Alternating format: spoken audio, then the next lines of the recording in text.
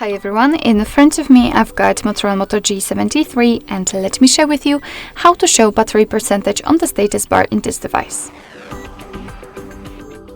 So basically, if you'd like to have not only the battery indicator but also the exact percentage of the battery, all you have to do, and I promise it is so easy, all you have to do is to find the settings, and then let's scroll down and in this section tap on the battery and scroll down to the very bottom.